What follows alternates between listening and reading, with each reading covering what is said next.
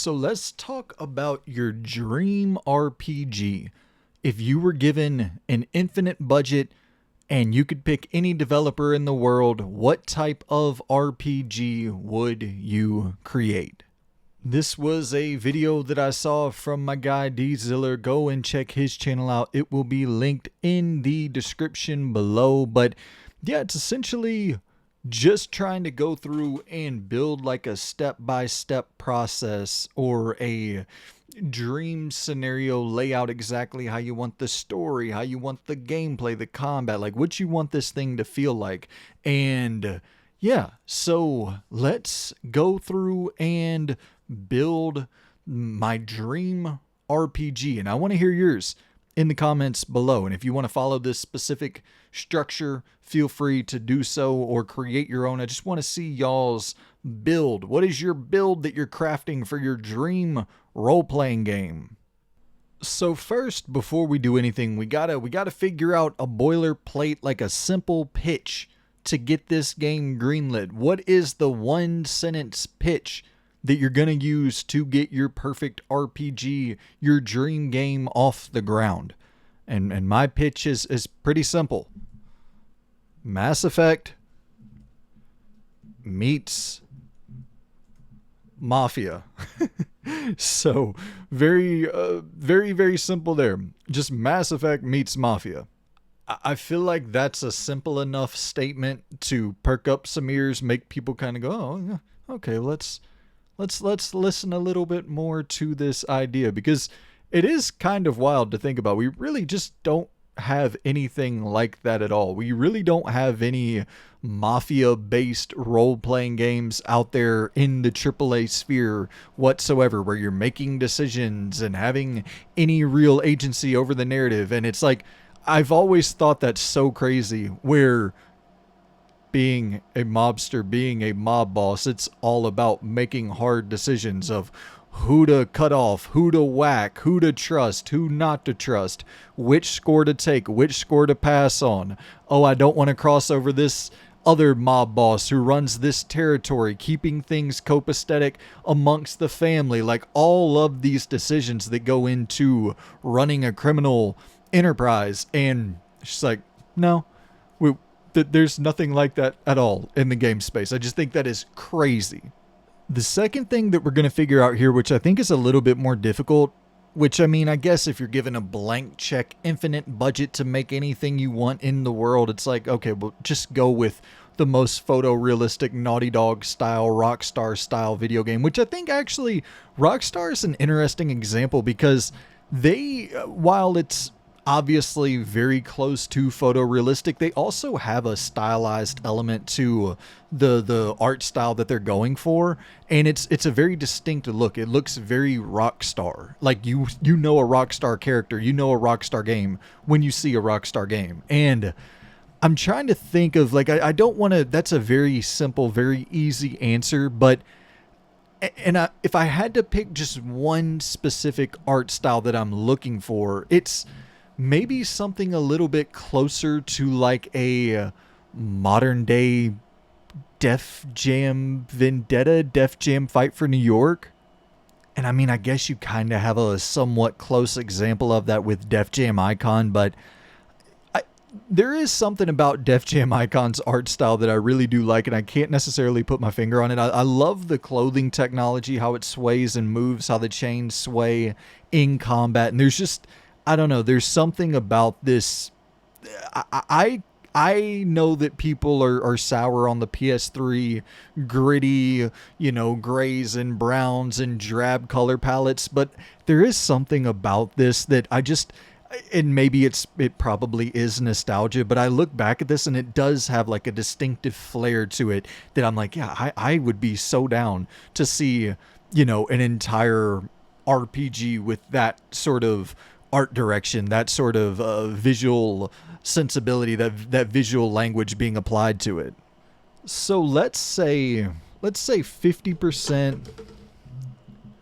50% Def Jam Icon and let's throw 50% something else in there.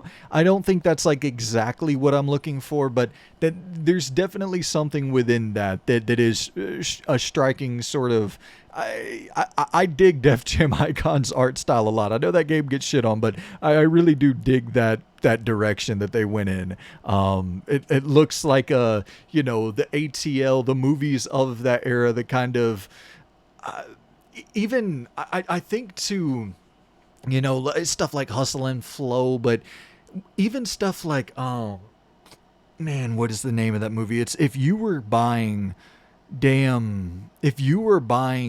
bootleg movies in the mid 2000s, I feel like it was standard that everybody you got a copy of this movie with every copy of fucking Iron Man that you were trying to buy. I can't remember the name of it. I think it was like Bloodline or Bloodlust or I'm going to look it up. Okay, yeah, here we go. This is Bloodline. This is a 2005 film right here. It's about like two brothers who walked a different path. One, went with the law. One was moving some weight, and it's in Miami. I actually really fucking like this movie a lot. I'm skipping through it that way I don't get hit with a copyright strike here, but this movie was fucking awesome, man. And it's just it's of that era, and I miss that era where you had stuff like this and stuff like Saints Row, and then there was just I don't know, a little bit more grit in the film, television, video game space. There was just a little bit more. I don't know what there was just a little bit more punch to what was going on. Shit just felt grittier.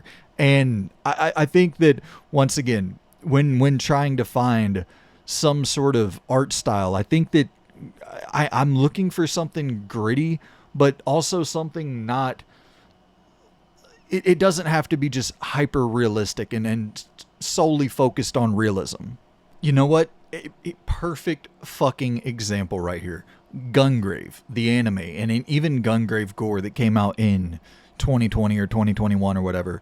This sort of campy yet gritty sort of vibe, this sort of style. It's kind of think a little Sleeping Dogs in there as well, but I'd be fine with a little anime influence in the art direction, but just it's of a time. It's very evocative of, it's reminiscent of that kind of PS3 360 period.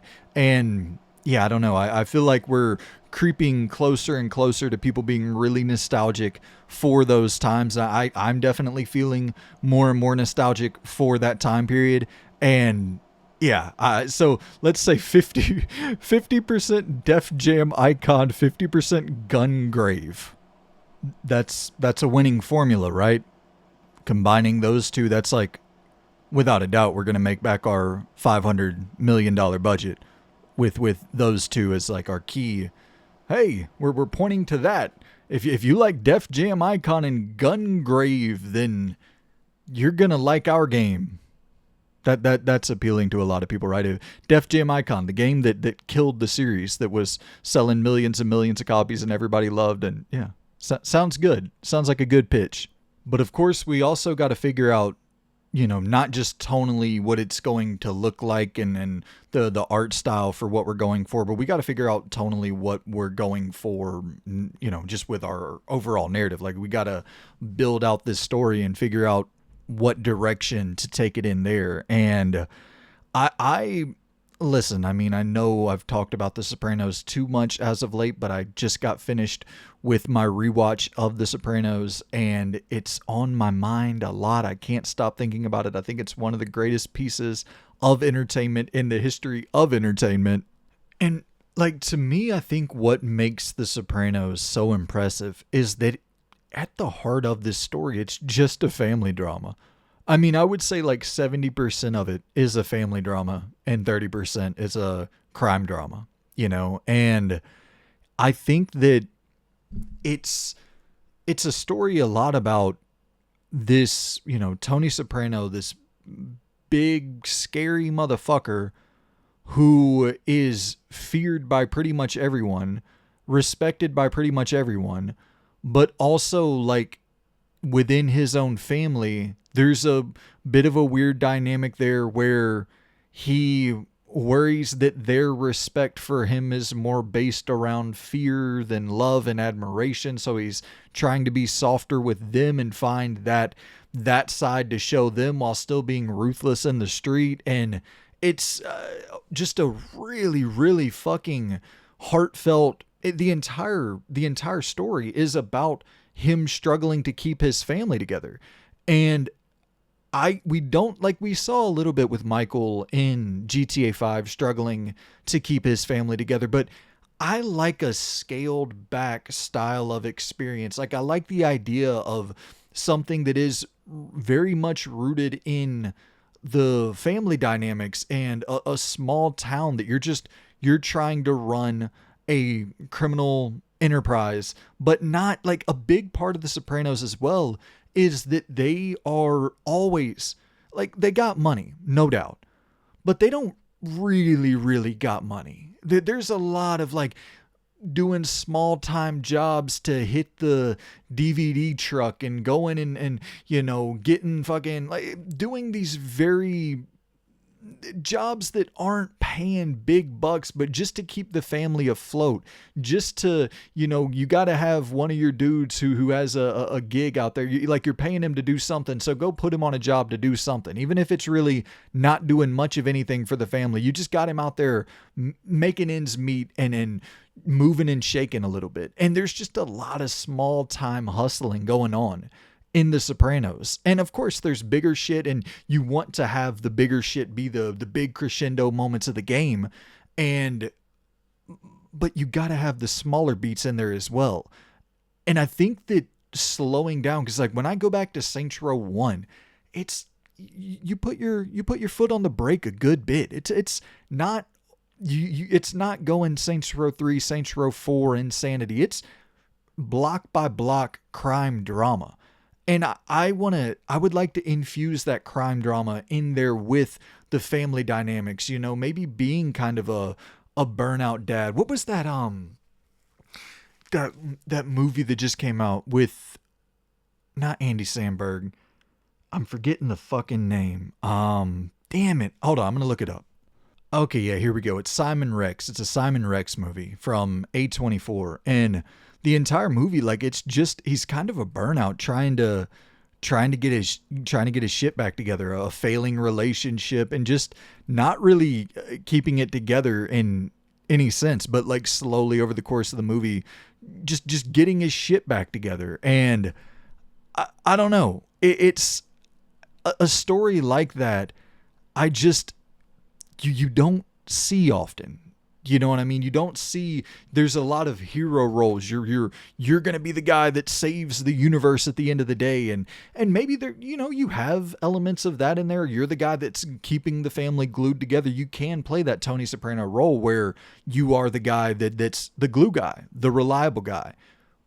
But at the same time, Tony Soprano is, that's the whole thing with the therapist, right? He's nonstop feigning. He can't keep his own shit together mentally. And he does feel like his family is falling apart. So I like that. I like that just entire style of storytelling. Like I don't want in this story that we're trying to build here, I don't want you to be the hero. I moments of that, glimpses of that, but somebody who is just a little bit scummy as well is appealing to me. And I think really the difficult part that I'm trying to figure out here is to figure out the come up. Like where does this story begin from? How do you get into this sort of criminal? How do you begin building your criminal outfit? And I think of something like Never Back Down. I don't know if y'all watched this movie back in the day, but something similar to this where, of course, you're not starting off in high school or anything like that. You're 30, 40-year-old man, whatever the case may be, but something to the effect of you are, maybe think of like Wolverine in X-Men 1, where it starts off, it shows him just kind of, hitting licks and well, I guess he's not really hitting licks, but he's in a club just fighting MMA, and he's making his money by just whooping people's ass inside of a sort of Fight Club style scenario. And maybe does it start off like that? You start off in this Fight Club just beating the shit out of people, and then it transitions into people notice that, and then some shot callers kind of, signal to you, bring you over to the bar, and it's a scenario of, hey man, listen, we see you in there, you're a bad motherfucker. We want to offer you some real money. Here's $2,500 right here. Slide it across the table.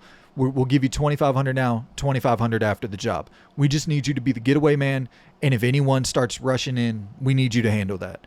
And more likely than not, no one's even going to rush in. We're just going to go hit a lick on this house real quick, and pull a kick door, in and out, 10, 15 minutes. And it's like, okay, fuck it. I'm making $250, $300 a night whooping people's ass. I'll take $2,500 up front and a potential $2,500 after the lick. Like, he's thinking, I'm already making more money, 10 times the money that I'm making in a night, getting my head kicked in just to drive a car. Sure. Worst case scenario, I leave these motherfuckers. I see the police pull up. I leave them. I'm out of there, and I'm $2,500 richer. Sure. And see, I think that's where shit can get really, where we can start leaning into the Mass Effect isms.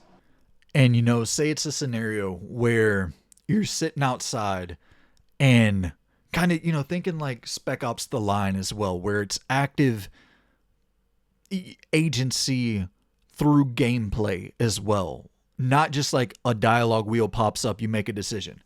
But say it's a scenario where you're sitting outside this house and you hear 2 gunshots go off. And you see it like reflected in the window or whatever. Someone drops down and you're like, oh, fuck. And in this moment, you got $2,500 in your pocket. You're doing all right. You really don't need to go in. You don't know these dudes from Adam's House Cat. So it's like, fuck them. If they got shot, I don't know them. I don't really care. I already made $2,500. Why am I going to go in there and risk some damage happening to me?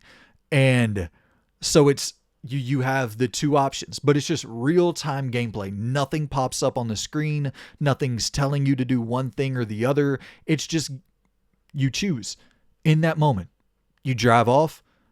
There's no game over screen. There's no go back to the mission. You're exiting the mission zone. Go back in 10 seconds or you'll cancel the mission. It's like, no, just keep driving.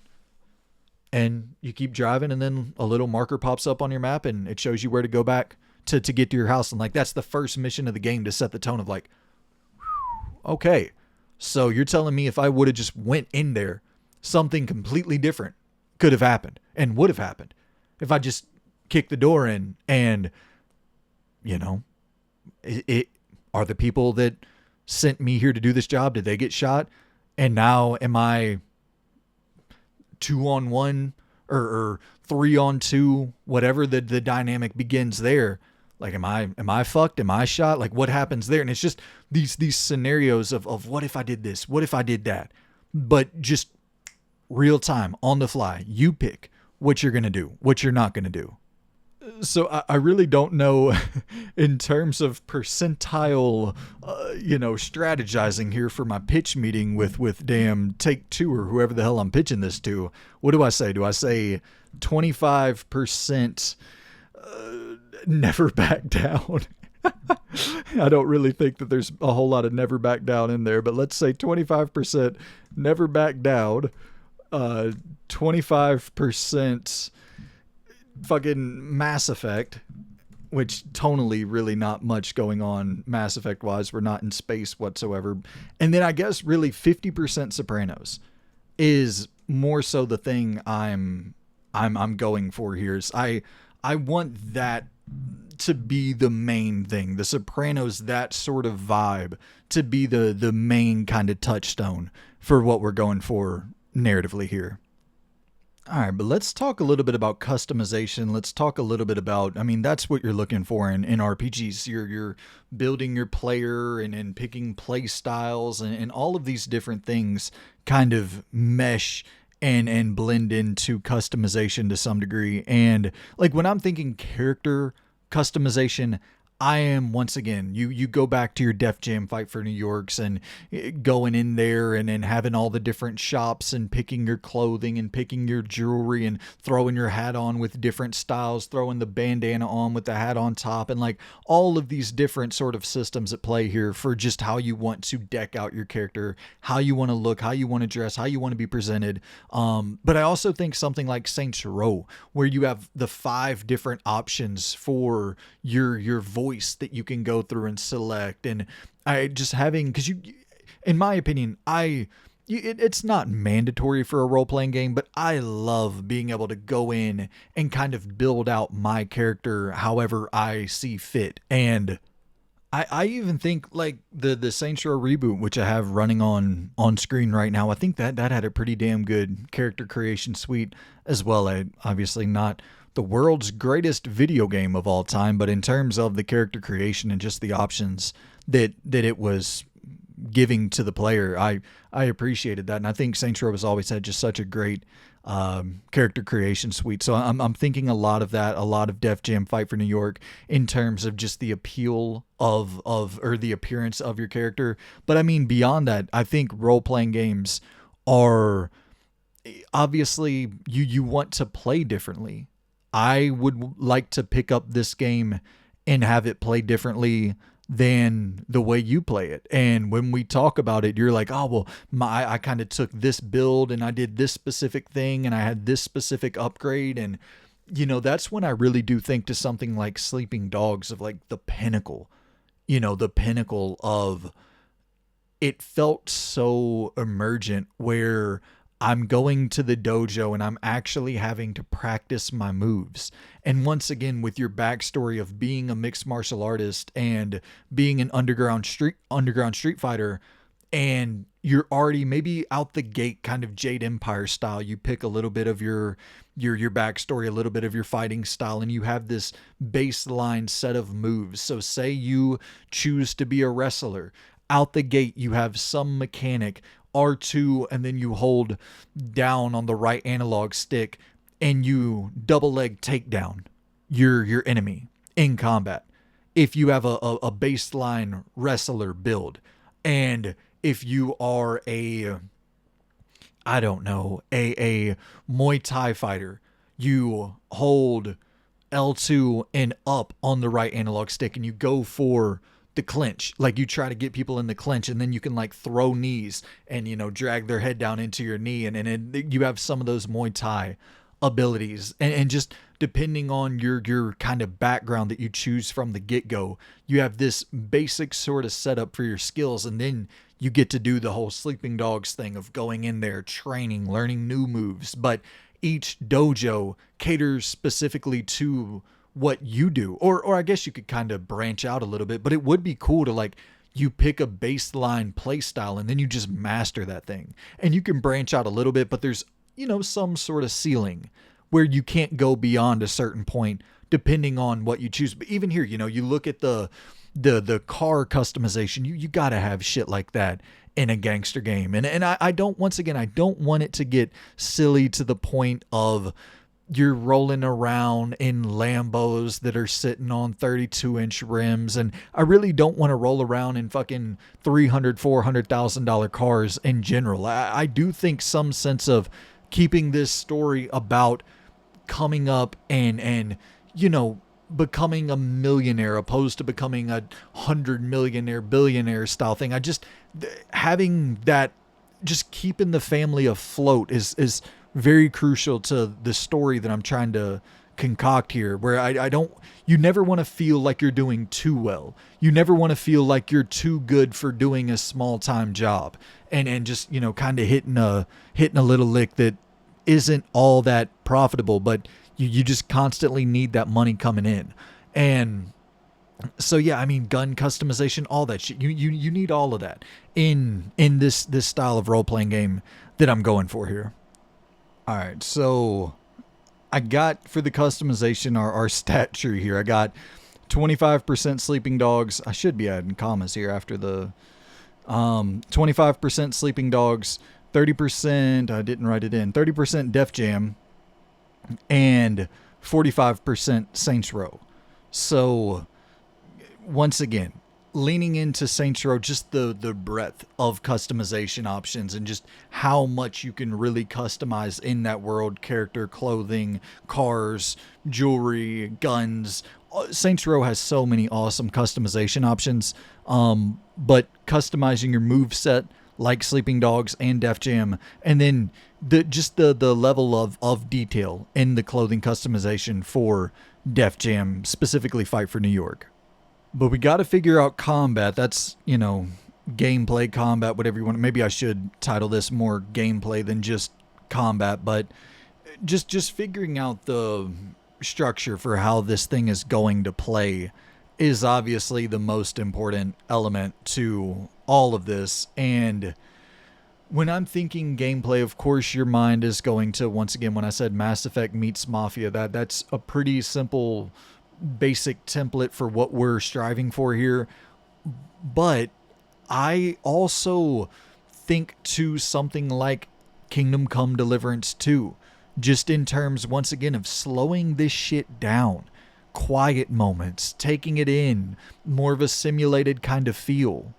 Because when we're thinking about The Sopranos and that kind of pace for our story, I do think, because Daniel Vara, the creative director for Kingdom Come Deliverance 2, he was, I believe, the creative director for the first Mafia game as well. And I think a more semi style of Mafia game would be really fucking sick. And just, even if you're not going overly semi with it, it's just how in Kingdom Come Deliverance every move matters. And I would definitely want to give the player more freedom with their moveset and not feel so restrictive and limited in combat. But just everything feels like it matters. Everything feels substantial in Kingdom Come Deliverance 2. Kind of Bushido Blade-esque, where one wrong move can get you killed. And that's the thing about fighting, fist fighting, the urgency in fist fighting, where it's just so foreign to what we see in video games, where you think you can get punched in the head 12 times and just stand up ready to duke it out. And it's like, fuck no, dude. Someone comes with an overhand right and cracks you, and they're 220 pounds and you're 160 pounds. Like, you're gonna drop. And having those things matter, of if you're fighting this big old mountain of a human and he cracks you with just a straight jab, like, there has to be some sort of accounting for that. And I know that becomes a little bit difficult because you're having to script encounters more carefully, so it removes a sense of that unpredictability out in the open world. Can I not just go and fight anybody and have anything happen? So I understand the domino effect there could be difficult for developing that, but at the same time, I think if you can find some way to marry that with the action and the just fun of something like a Sleeping Dogs, and even thinking, I keep on thinking about first person for this weird game that we're trying to create here. And it's like, I think a little bit about Indiana Jones and the Great Circle as well, of the environment being so crucial, so important to what you're doing. And I'm getting the shit kicked out of me because that's as well, to go back to The Sopranos. How many times does a fight end up in someone grabbing a telephone and smashing them over the head with the telephone because that's just what's nearby? And I'm not saying specifically a telephone, but just, you get hit, you stumble, and you grab something and hit them over the head with it, and then you're tussling, and like, there's just this sense of, I don't know, the using everything that you can in that area to win that fight. And I think Sleeping Dogs did such a great job of throwing people into fish tanks that are full of piranhas, and you're everything, throwing people into, throwing people into fucking cars, slamming them against cars, and going and grabbing something out of the trunk, hitting them over the head with a 2x4, hitting them over the head with a pipe, and just making great use of the world around you. And having that feel so important, because I actually do think a lot to Sleeping Dogs when I think of the split that I'm going for here. I don't want to have a game where it's 80% shooting, because that's not reflective whatsoever. Maybe we should think about the setting a little bit here, because I think if you do a modern day setting, you could run into some difficulty there, where I think a lot of it would result in just nonstop gunfights.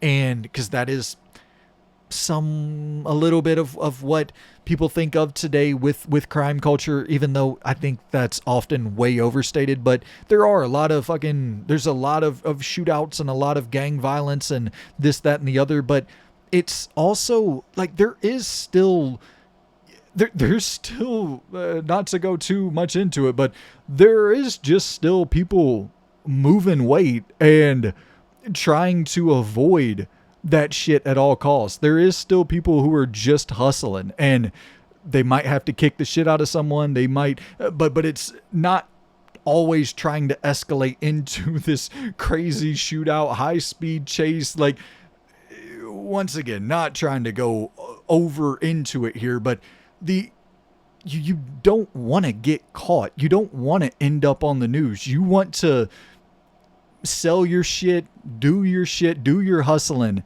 and make enough money to get by and go under the radar. And like, once again, that's the type of tone I'm trying to build here. I'm not trying to build a Tony Montana. I'm trying to build Tony Soprano style of story here.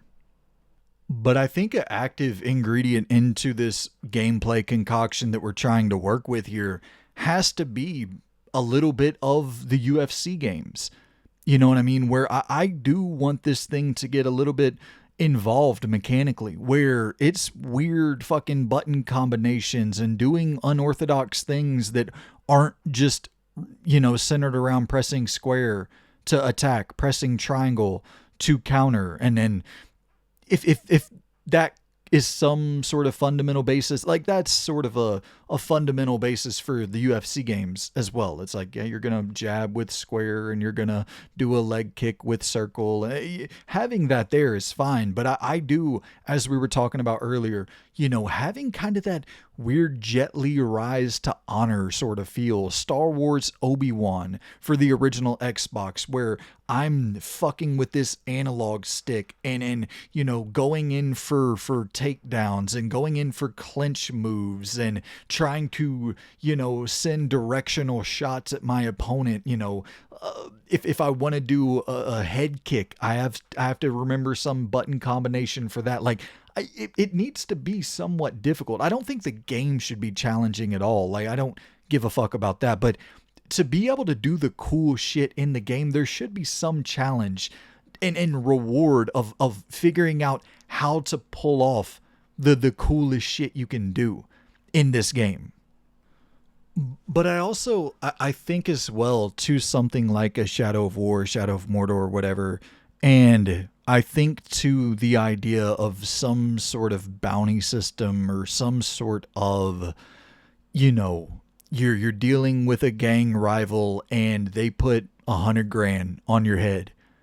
But you don't know, say you got a couple different beefs or potential beefs going on, and then someone moves into your territory and they try to take over a block, but that's happening in all these different sort of ways. And you're like, I think that dude might have something out for me. He might be trying to take my spot, or maybe it's even someone within your own clique. You're not really sure who is taking the hit out on you, who is putting the hit out on you, who's putting $100,000 on your head.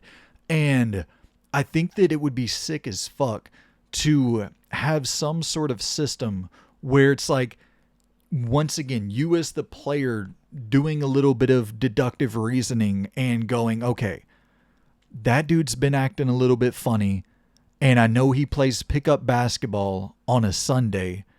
I'm going to go and I'm going to sit outside the gym and I'm going to confront him. And then it gets a little LA Noir esque. And you have to, you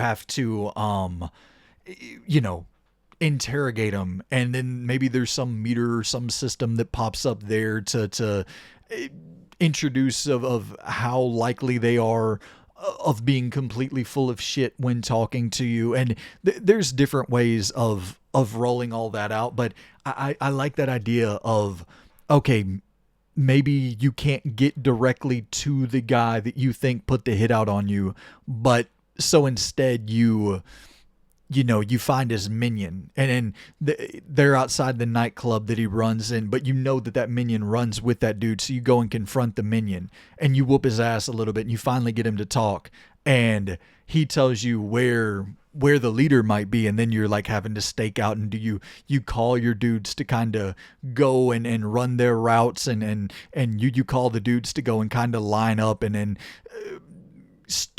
lurk a little bit for when he comes out, and then they hunt him down, and then you got to go in there and interrogate him, and then maybe you get to choose, right? Do you kill him? Do you let him live? Do you make him pay you? Just all that sort of, once again, in that Shadow of War style vein of, at any given time this shit can pop off. You really don't know when it's going to pop off, but in here maybe it's a scenario of you kill him and then that eliminates an entire story quest that could have popped up earlier on. Like maybe you could have made an alliance with that dude and it would have opened up this whole new faction quest, but you killed him off because you thought he was dangerous. And just, once again, I think it would be so sick to have a Mafia RPG that branches like this, because it's just such a natural style of flow, in my opinion, to the game, to the story.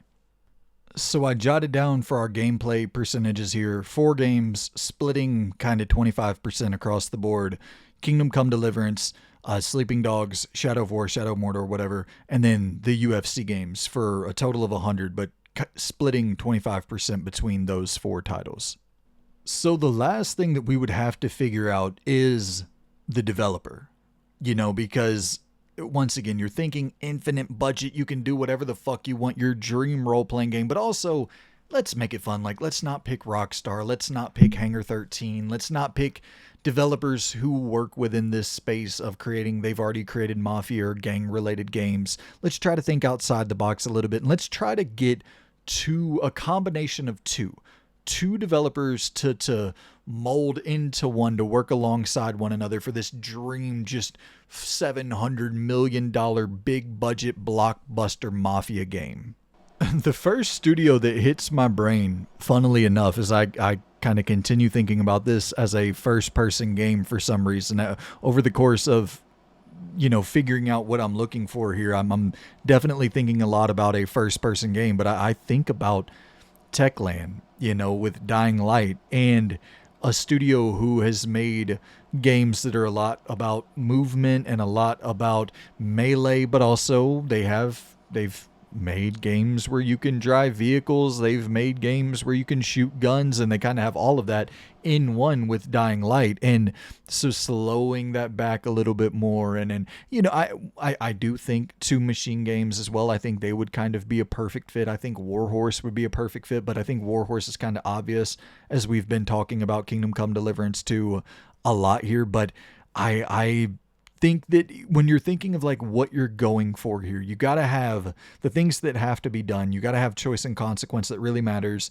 You got to have a open world with at least some solid driving mechanics in there. And I just think that they hit a lot of those boxes. It's been a while since they've slowed down, and I almost think that slowing them down a little bit could benefit Techland, because you go back to the day where they made the gun games and shit like that. It was definitely not as frantically paced as their Dying Light series, so I know that they can do that, and I think that they've kind of mastered they've mastered movement and first person combat to a large degree. So they're certainly a studio that I think about.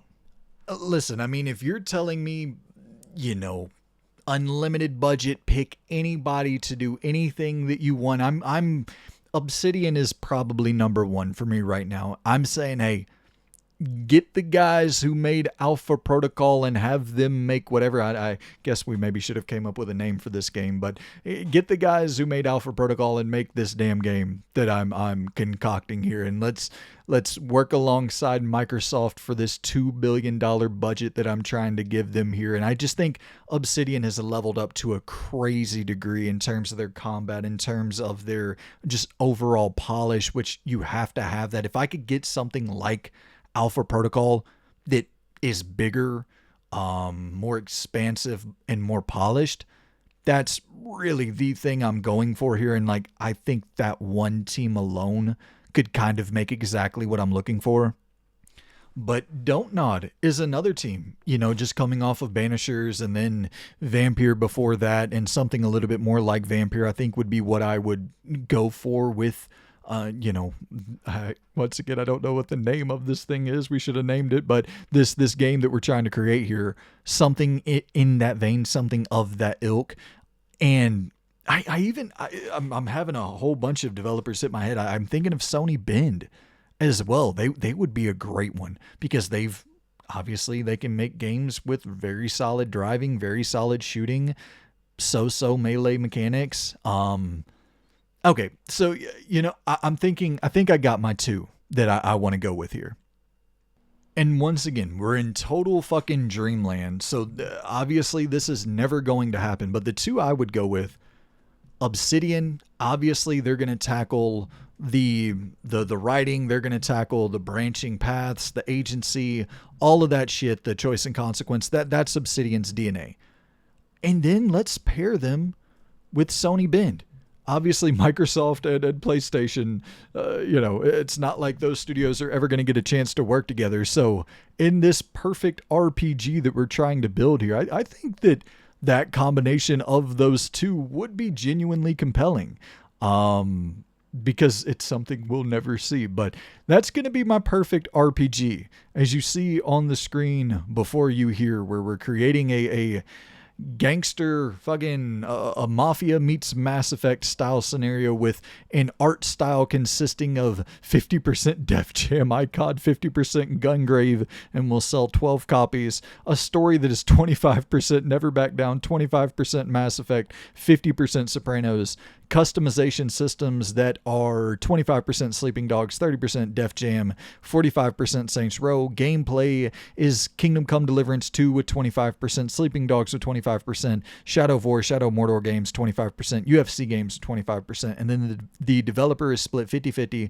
Obsidian working on the narrative, Sony Bend working on a lot of the core gameplay. So that's my gangster game that I'm going with here today, my perfect gangster RPG. And I know everybody thinks different things when they think RPG. A lot of people think a role-playing game has to be something very specific. I don't really. I think a role-playing game is just anything where you can play a role, and I don't think it has to be a turn-based thing. I don't think it necessarily even has to be something where you have choice and customization and it just I think genres in general are kind of, for me, genres are more so like settings, sci-fi, crime, thriller, horror. That's the genre. I think that the mechanics, you can have a little bit of everything and create something that is a little bit of everything, and it can be a little bit of an RPG, it can be a little bit of an action adventure. I don't really give a shit about all that. So that's my personal perfect RPG. If it is an RPG or not, the world may never know, because I don't think we're ever going to see any game like this, because I have good taste and everybody else has bad taste. That's my takeaway. They don't want to make Gungrave gore and Def Jam Icon and combine that into a hit smash 300 million copies sold juggernaut. Then I say they don't deserve my perfect RPG. I don't know. Let me know in the comments down below. What is your perfect RPG? If you wanted to build a system just like this, let me know. Hit me up. I would love to read that. If you want to build your own system, let me know. Hit me up. I would love to read that as well. However you want to construct your perfect RPG, I'm very interested in seeing that. I love these little games and lists and shit like that. And, it's just... fun as fuck to put this stuff together. And so shout out to my guy, Gisela. I'll have his YouTube channel in the description below. Go and check him out. And I apologize for stealing your content, but this was fun as shit. So I appreciate the idea, my friend. And yeah, man, hit me up in the comments. Subscribe if you're new. Like the video. Hype it up. I guess that's a new thing. Hype this video up to get it out to new eyeballs. Apparently that matters now. Who the fuck knows? Appreciate y'all for tuning in, and I'll see you good people in the next video. Goodbye.